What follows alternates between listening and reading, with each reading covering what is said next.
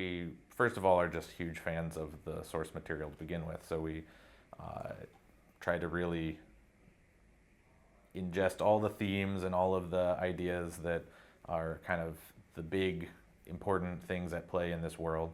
And then we worked with Middle-earth Enterprises to ensure that all the new stuff that we're adding is consistent and thematically appropriate and doesn't ever conflict with any of the more specified canon stuff. So we have our touch points, the things that are specified more in the books and the films that people are really familiar with already, but we want to bring something new to the table.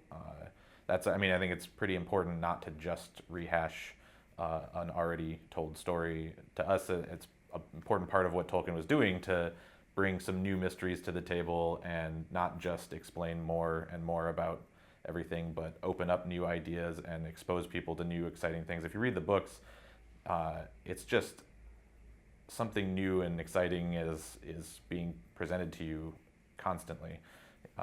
It's not a thing that gets stale because there's so many new concepts coming at you. So I think it was sort of thematically appropriate to us to try and keep adding some new elements to flesh the world out even more. I mean, it's fun to see where those tendrils are fleshed out more in various parts of his writing versus where they really are just a little thought that you can see going into the distance, and it is just like, it's very inspiring to see such mysteries. I think he said at one point, someone asked him, like, what's over that mountain range at the edge of the map of Middle Earth, and he was like, well, if I drew more out there, then I just have to draw another mountain range. You always want there to be this horizon that you can't see beyond, and you just have to project and think about what else might be out there. So I think the world is deliberately open in that way and full of possibilities.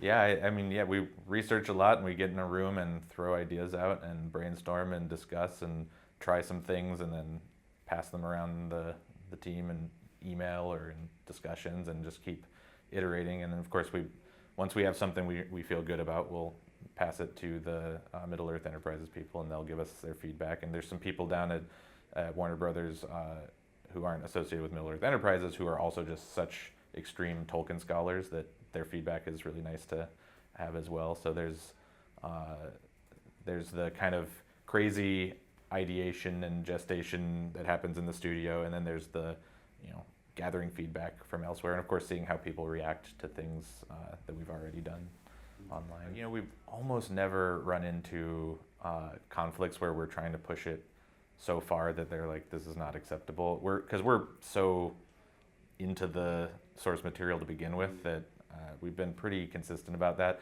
But when they do give us feedback, it's usually it's one of those things where either we'll be able to show them, oh, this is where we sourced it from, and maybe even reveal something to them that they're like, oh yeah, I see that now. Or they'll tell us and we'll go, oh, that's actually a good point. Let's go back and adjust that. There's never a conflict so much as a learning process for us on that when we get that kind of feedback.